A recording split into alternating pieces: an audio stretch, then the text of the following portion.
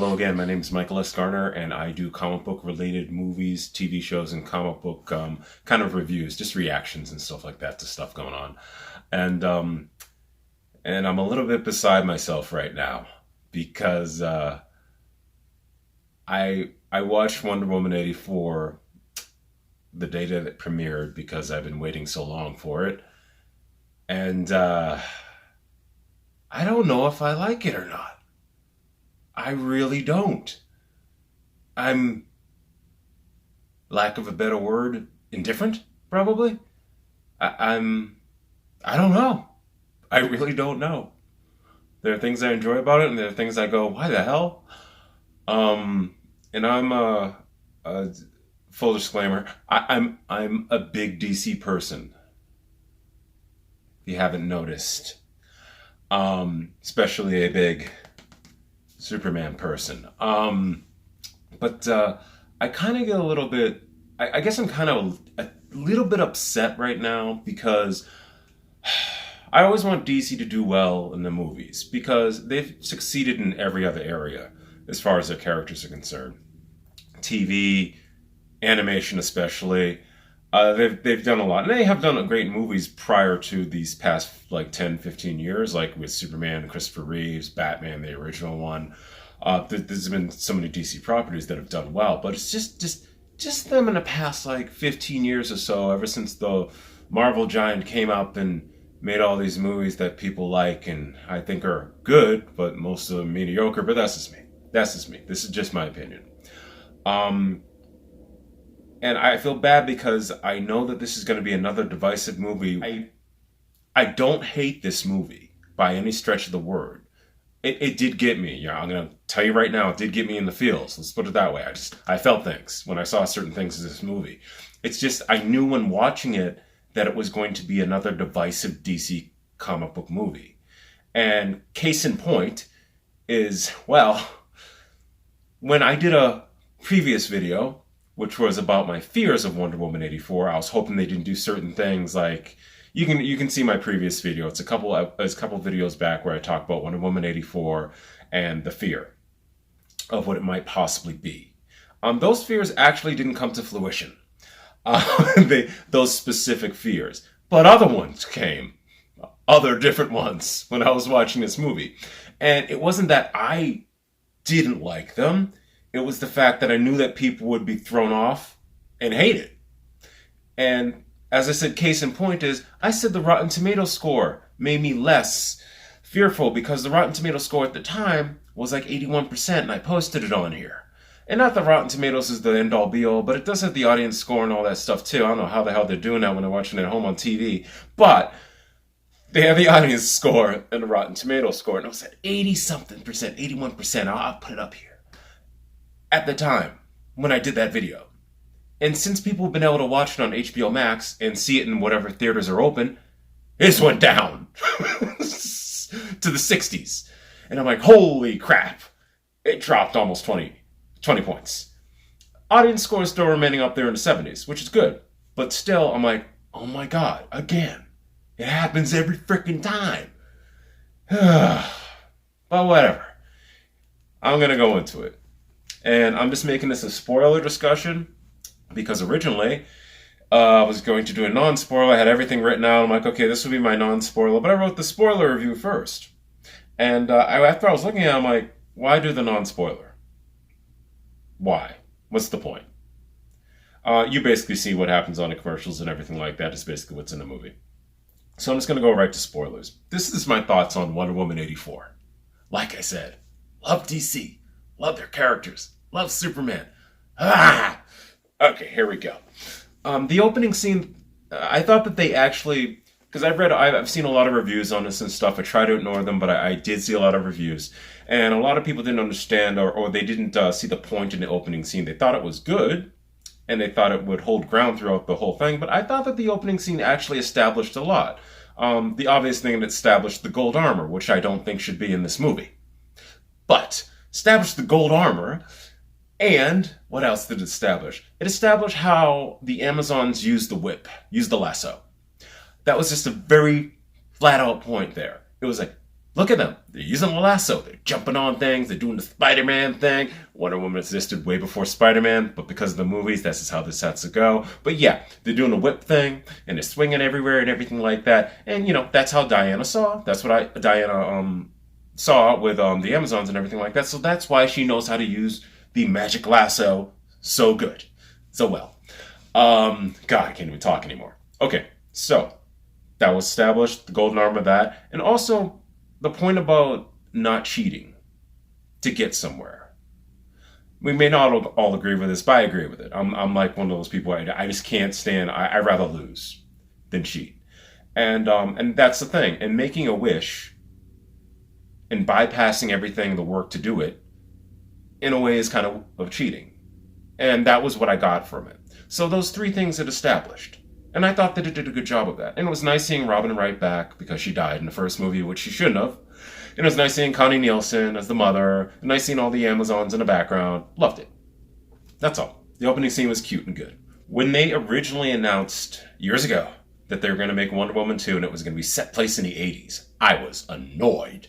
Because I'm like, no, please, can we just keep her in the modern day? We've already gone through this crap. We went through World War I. I don't want to see another period piece.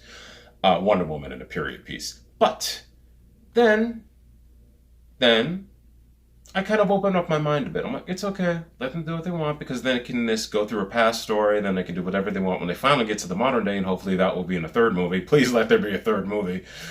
Okay. Hopefully it will be in a modern day, the next movie. But I was kind of 80s out. And I'm a kid of the 80s. I grew up in the 80s. And I've just been sick of seeing it from things like Stranger Things to actually everything that you can possibly think of has been in the 80s lately. It just drives me nuts.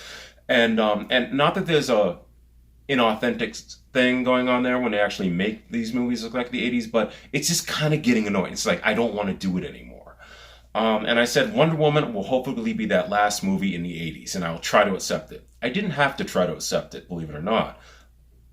First scene, right out the gate, I was like, I get it. You literally made this movie to look like the 80s and like if it was filmed in the 80s. And I bought it. I bought it very quickly. I went, okay, all right, I like that part. That didn't bother me. Even as far as to go to say, some people might say some of the special effects are a little wonky or a little whatever. I think that the special effects look like 80s special effects, but with a modern day twist to it. And that part I really appreciated. Like even when, let's go right to the end part here. Even when she flew, which is something I'm going to go into later, but even when she flew, kind of did the 80s thing. Where they kind of only showed her from the waist so that you know that she's like just sitting there in front of a screen going, that is the same thing. Exact same thing. It looked like something from the 80s that would happen back then because that's where the technology was at the time. But it's like the stuff that happened then, but with our technology now, meshed into it. That part I did appreciate. And they didn't stop. And they didn't hold back. And like I said, I appreciated that part of the movie. I was worried about there not being enough action because I heard it from a couple of reviewers. I thought that there was a good amount of action in this movie. I counted 5 action scenes. I thoroughly enjoyed them. The only problem is, people have talked about there's 2 types of Wonder Woman. And I would agree with that. I've always agreed with that. That there's the warrior, kill you and destroy you. And there's the nice person who is more like Superman. Who's more diplomatic, who will save the cat from the tree when need be. I appreciated the point that they try to make this more of the Wonder Woman who wants to hold back and not hurt anybody. The only problem I had with the action scenes is that she didn't throw one punch. And I've watched this movie twice now. Not one punch on anybody. Even Cheater at the end. She just pushed her out of the way, flung her around, she did little things, held her under the water to get electrocuted, which kind of threw me off, but she never punched a single person. And I went, okay, all right, I think people are going to have problems with this. Okay, going off on every one of the actors. Chris Pine is always good. I have no complaints about him. Gal Gadot. She embodies this role, and I have to agree with anybody on that part. I think that she is Wonder Woman, period. And she got the emotional scenes she did the emotional scenes really well. She did everything really well. And I have no complaints with her at all. Kristen Wiig, another one. A lot of people were kind of poo-pooing on that. You know, they were like, oh, Kristen Wiig, she's a comedian, blah, blah, blah, blah, blah, blah, blah, blah, blah. I always said that I thought Kristen Wiig had a very good range as far as like doing an emotional role and doing like a comedic thing. And in this, I felt that she balanced it. I believed her as the cheetah. I believed her having these problems. And I do think that she had an arc. And I know a lot of people were like, oh, at the end, well, this cheetah just showed up out of nowhere. No, she asked towards the end, I want to be an apex predator. And the way the wishing stone interpreted that was to literally make her into an apex predator as an animal. And I didn't mind that part. And it happened at the end. Because she got that second wish thing, you know, she didn't want to be anybody else. So it's like, okay, you won't be anything like Diana. We'll make you into something else. And that's what that was. Pedro Pascal, I thought he did a great job as well. I didn't necessarily believe all of what Maxwell Lord stood for and everything like that, but it was a cute villain. I don't think it was the best villain in the world and everything like that, but they tried to give him a pretty rounded arc, especially with the son, and I appreciate what they really tried to do with that. Also, I do like to mention, when Chris Pine came back and he was in the body of another person, his host, his symbiote, whatever, when he was in the body of another person, the person who played that role, I actually quite like. He's been never given a big break or anything like that. He's not the most phenomenal actor, but I just remember he showed up in so many TV shows that I've liked throughout the years. Even like the Birds of Prey TV series, which I liked a lot. I just didn't like the whole part that made it look like mutants. But he was in the Birds of Prey and he played Night Strike. Night Strike was basically, you can call him Nightwing. He was basically Nightwing, but he has superpowers and everything like that. I remember when he was in it, I was like, oh, it's that guy again. And he was also in one of my other favorite shows by Josh Whedon, Dollhouse. And he played in an episode, don't have to go there, but he played in an episode in that too. And he did a really good job there. So I always enjoy seeing him. I wish they changed his hair, but I do enjoy seeing him in roles. One thing I really did like about Diana's story arc here was the loneliness part. Just because I'm a person who can relate to stuff like that. But I can also realize that it's self-imposed. And the fact that Diana did not know that that's basically what she didn't even, I don't think she really fully addressed it in the film. But I felt right away, I'm like, well, you're doing this to yourself. You are purposely throwing yourself into your work. You are purposely running away from people. There has to be some point where you have to recognize that you're doing it. And you're a big contributor in that factor. I shouldn't say it's all you, but like you're a big contributor in that factor. And I've been guilty of that stuff myself. I'll seclude myself from people and everything like that, and I'll only rely upon a couple people in my life. And that part really resonated personally with me because, like I said, I've done that throughout my life. And so I could see that very easily happening. The Wishing Stone. Okay, so like I said, years ago, they announced that was going to be a part of the story, and I knew about the plot and everything like that about the Wishing Stone for a while.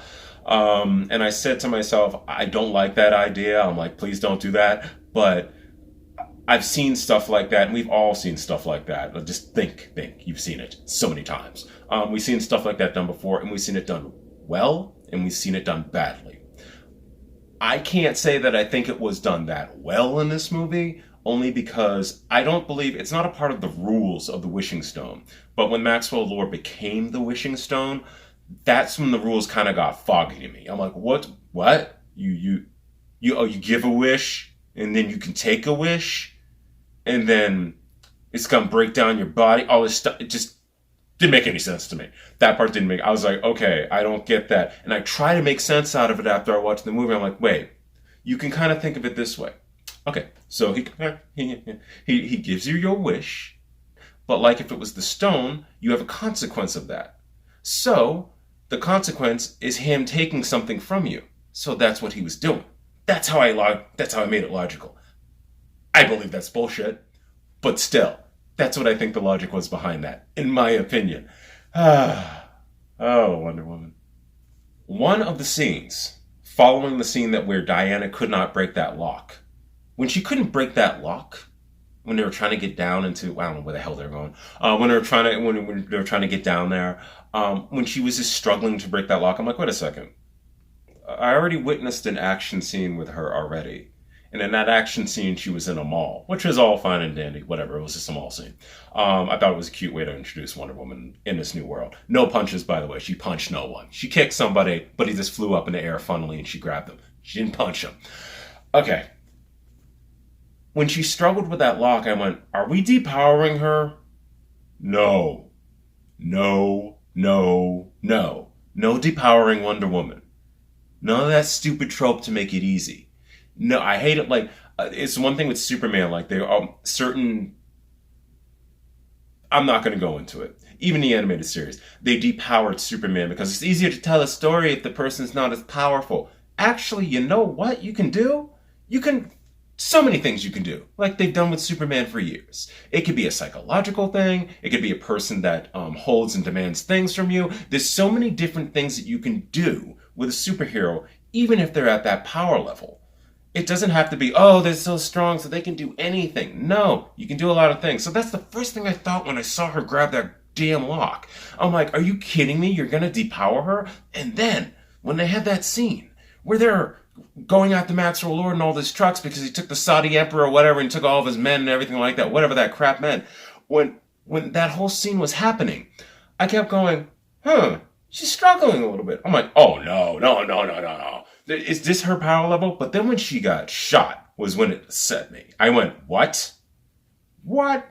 And there's been debate in the comic books and everything like that. Oh, one of them could get shot, but it doesn't make any sense that she can get shot in any type of situation. So I was upset. But then when they said, oh, it takes something from you, I'm like, oh, so the rock is making her weaker. And I was like, okay, I'll accept that and everything like that. But then that makes it a cheat again. Because I was like, wait, is she going to be weak all this time? So when she fights Cheetah for the first time, she's not going to be at full power? We're going to get cheated out of a freaking fight with Cheetah? I'm like, oh, I waited to see this fight. And she's not fully powered? That pissed me off. But when the fighting scene actually happened in the White House, I didn't mind it. I actually liked it a lot, and I've never seen Diana. Well, actually, live action. It was just really, it was hard to see her beaten down like that. Like, just sitting there on the ground. I'm like, oh my God. I'm like, I just never seen her like that. It was like for the first time in my life when I saw, like, Superman beaten up, which is an oddity, but it has happened more than a few times now, which is kind of annoying. But when I first saw that when I was a little kid, because there were not too many times since Superman got beat, or somebody that was that powerful to do something to him to damage him, when I saw that, it took me back. I'm like, oh my God, this is my hero. And I felt the same way with Diana in that White House fight. By the way, to go back to one little thing, you know when Diana saved those kids that were in the middle of the street after the whole thing where she was chasing after the trucks and she got shot in the arm and everything like that, and she was lassoing them and they were swinging, and then like she let go of the lasso because she didn't have enough strength to hold on anymore, and they fell to the ground? Those kids should be dead. Dead. And you could see them. It was like little dolls that she was holding, like when she fell on the ground, and she rolled around a couple times. Their heads were smacking everywhere. They should have been dead. I thought it was going to go in a really good, dark place when Cheetah was beating the crap out of that guy who tried to assault her in the park. Like, I was like, whoa, this is going dark. And then the other person who she was actually friends with, the other homeless man, he actually stopped her. He's like, wait, what are you doing? What are you doing? And despite the fact that she would probably still go over there and beat the crap out of this guy, she, like, let it go and walked away. But just that whole scene and how it was executed, it did get me. I was like, whoa, we're going to get this dark. Well, it kind of varied off from there. But still, I did enjoy that scene. Just to mention. I mentioned in a previous video when I was talking about the animated one, the animated Wonder Woman movie from 2009, that I had an issue where Wonder Woman either flying or just jumping.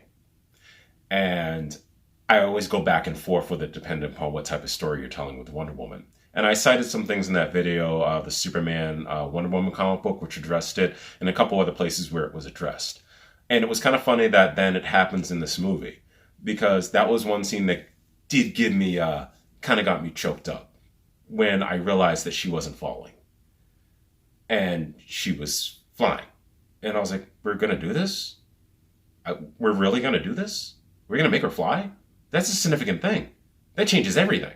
It changes everything for Wonder Woman as far as her powers. That was genuinely a surprise for me. I was thrown back and I was like, oh my God, she's flying.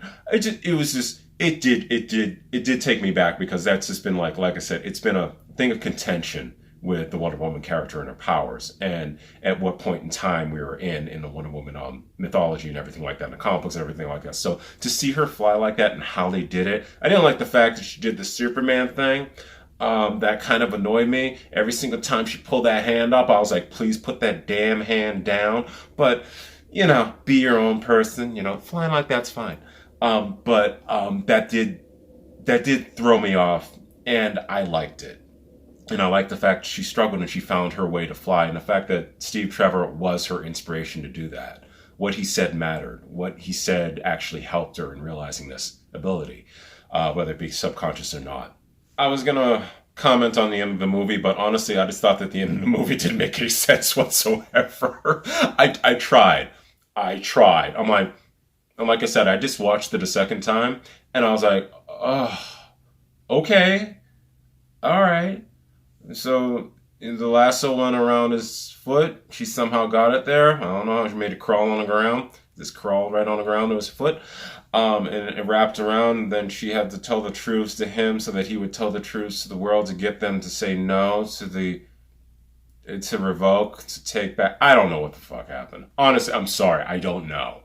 It didn't make any sense to me that happened that way. And he had that little emotional scene with his kid and everything like that, and that was cute. But it was just it was typical stuff. That part I checked out. That part I checked out. I'm just like, I can't. Then when she went back to flying at the very end, I'm like, oh, I'm back in. See her fly. That was it. So that was it about the movie. And the one thing I do have to mention, obviously, is if you did not wait until that mid-credit scene, I did appreciate the fact that Linda Carter was Hysteria, the Amazon, who defended in a stupid way with the wings wrapped around her, and she defended against all man with whatever that crap was. But I could have done without the golden armor completely. But to have Linda Carter show up and her be that Amazon, I thought that was cute. I thought it was very cute. And I didn't take the wink at the end as like her winking at us. I just took her the wink as she just winked. But that's just me. I thought it was a cute way to get her in there. And like I know a lot of people wanted to see her in the first movie. And I kind of did want to see her in a bit role. But it would be odd, like in the first movie, to put the previous Wonder Woman in there. But I don't think that it means a great deal, like multiverse thing that we're going to happen. But it would be cool even if they put her in the third movie and say, like there's backup there. There's a backup Amazon out there if she ever needs help. And this Amazon is obviously strong. Not as strong as Wonder Woman, but she's there. And so I thought that whole scene was really cute. So, this is Wonder Woman 84. And I wish I could have been more excited with this review. Like I said, I do not hate this movie in any type of way. I'll probably watch it another few times. Just because, big DC, and I do love seeing those action scenes. I did like them, despite the fact there was not one punch. I did enjoy that stuff. I enjoyed finally seeing this movie. I just wish that it wouldn't be divisive, and I have this funny feeling by the time this weekend is over, it's going to be divisive. And because I'm already seeing it online. I just want DC to do well. And not that, they haven't made tons of money. I just want it to do well. I just want it to be good. All right. So I thought this movie was good. If I was to give it a rating from 1 to 10, I'd give it 7.5. I can't go to 8. I just have to say 7.5. 7.5. For the feels, I'll give it an 8. But 7.5. That's what I'm going to give it. I guess. Yeah, I don't even like to do numbers. I was just, you know what? No number. I enjoyed the film. I just didn't think it was great. That's what it is. And once again, my name is Michael S. Garner, and I react to comic book-related movies and TV shows and sometimes comic books and everything like that. And I also draw and write my own online comic book, which if you would like to check out, it's Visions of the New at magicloud.com. And you can get a printed version there, look it up or whatever. And also, if you did like the contents of this video and you want to see more of this, subscribe. And you'll get the notifications and everything like that when I put up any more new videos and stuff. And I greatly appreciate your support. If you like the video or if you want to make a comment, I greatly appreciate that too. It just helps the channel.